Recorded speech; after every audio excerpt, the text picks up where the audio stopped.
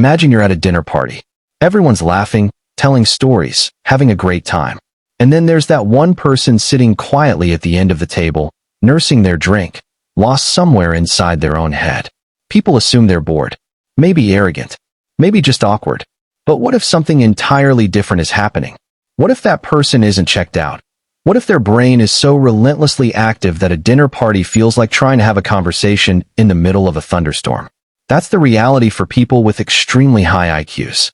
And it's almost nothing like the movies made you think it was. We've romanticized genius for centuries. The lone prodigy, the eccentric professor, the misunderstood visionary. But the actual psychology behind extraordinarily high intelligence is far more complex, far more human, and honestly, far more lonely than any Hollywood script would dare to show you. Let's start with something most people don't realize. High intelligence doesn't just mean you're faster at solving problems. It means your brain is wired to notice more patterns, more inconsistencies, more possibilities, more everything. Psychologists call this overexcitability, a term coined by Polish psychologist Kazimierz Dabrowski. His research found that gifted individuals often experience the world with a heightened intensity, emotionally, intellectually, and even physically. Sounds like a superpower, right? Except imagine never being able to turn it off. Imagine every conversation triggering 17 follow-up questions in your mind before the other person has even finished their sentence. That's exhausting. And it creates one of the most well-documented paradoxes in the psychology of high IQ individuals. The smarter you are, the harder it can be to connect with other people. Think about it this way. Your brain is essentially a search engine, but it's running on a server that's 10 times faster than everyone else's.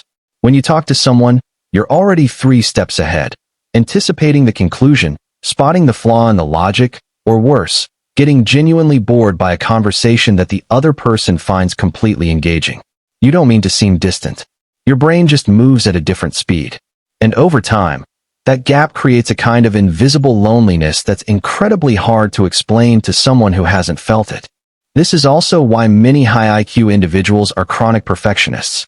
When you can see exactly how good something could be, in vivid, almost painful detail, settling for anything less feels unbearable.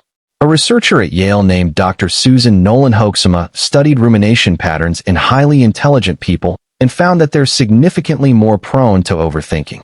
Not because they're neurotic, but because their minds naturally simulate outcomes, run scenarios, and revisit decisions in a way that lower IQ individuals simply don't. It's the same engine that helps them solve complex problems. At 3 a.m., though, it just replays every conversation from the last 3 weeks. And here's where it gets really interesting.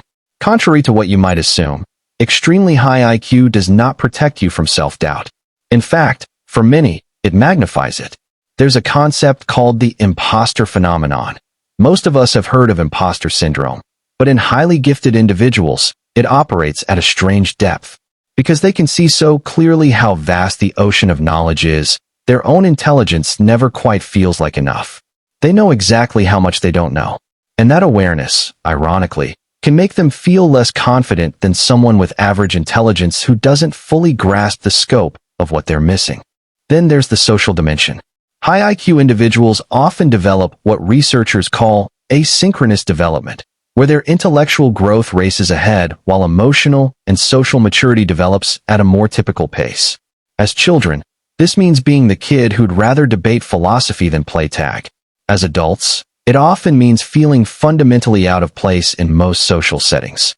Not because you think you're better than anyone, but because your reference points, your humor, your intellectual appetites just don't quite match the room.